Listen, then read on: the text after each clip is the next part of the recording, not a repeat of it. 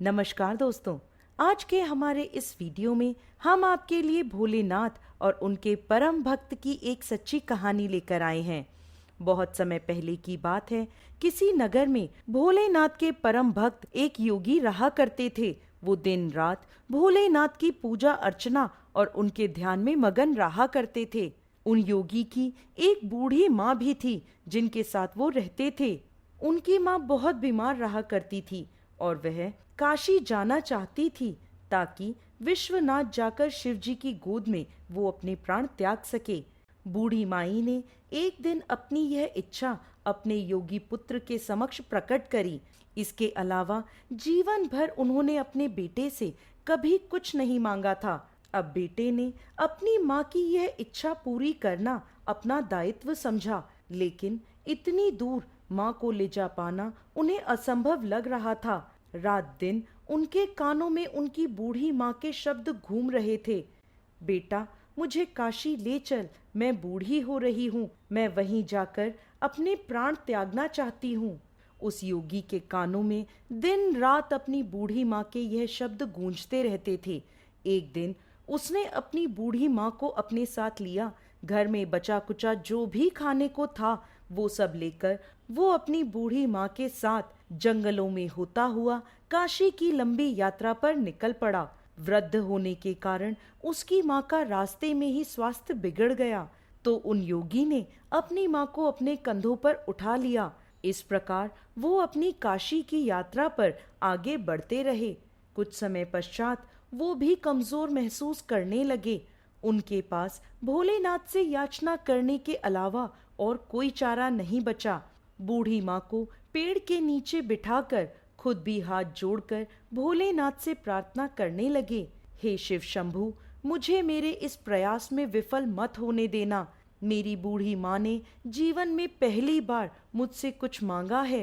कृपा कर मुझे इसे पूरा करने का साहस दीजिए। मैं इन्हें काशी ले जाना चाहता हूँ। मेरी माँ काशी सिर्फ आपके लिए ही आना चाहती है।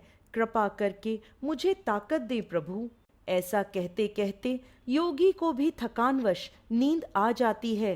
तभी अचानक उनकी नींद खुलती है तो उन्हें घंटी की आवाज सुनाई देती है, जैसे कोई बैलगाड़ी आ रही हो। वो उठकर देखते हैं तो थोड़ी दूर से कुछ धुएं में से एक बैलगाड़ी उन्हें नजर आती है जिसे एक बैल खींच रहा था।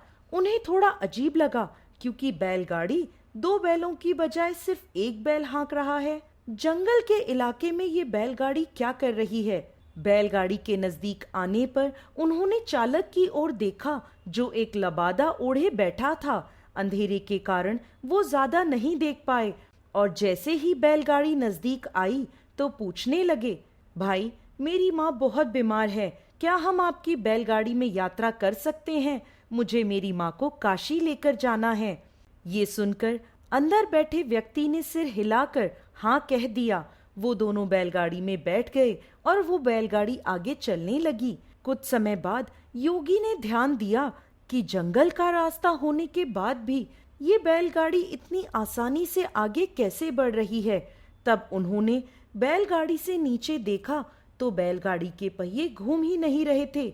वो रुके हुए थे पर गाड़ी आगे बढ़ रही थी। फिर उन्होंने बैल की ओर देखा तो उनके आश्चर्य का कोई ठिकाना नहीं रहा। बैल बैठा हुआ था और बैलगाड़ी आगे बढ़ रही थी। तब उन्होंने चालक की ओर देखा और पाया कि वहां सिर्फ लबादा ही था, वहां कोई व्यक्ति नहीं था।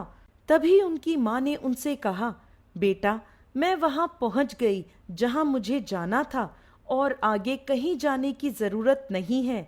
इतना कहते ही उनकी माँ ने शरीर छोड़ दिया।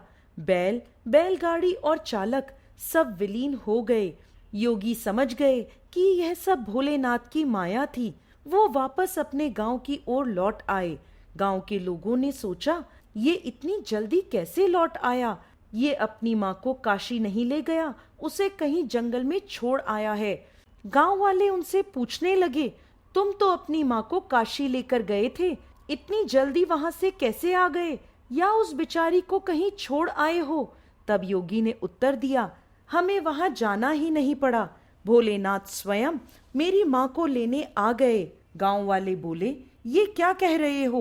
तब योगी ने उत्तर दिया, हाँ, मैं सत्य वचन कह रहा हूँ। भोलेनाथ स्वयं मेरी माँ को अपने साथ ले गए हैं। अगर आप मेरी बात माने तो बहुत अच्छा, और ना माने तो आपकी मर्जी। तब गांव वाले बोले, अच्छा ऐसी बात है तो हमें कुछ ऐसा परिमाण दो कि हम तुम्हारी बात को सत्य माने और ये मान लें कि भोलेनाथ स्वयं तुम्हारी माँ को लेने आए थे। तब योगी बोला, मैं नहीं जानता, मैंने उन्हें नहीं देखा, मुझे सिर्फ एक लबादा दिखा। वहां कोई चेहरा नहीं था, वहां कुछ नहीं था, वहां सब खाली था। तभी अचानक सभी ने देखा कि यह बात बताते बताते वो योगी भी अंतर्ध्यान हो गए और सभी गांव वाले भोलेनाथ की जय जयकार करने लगे।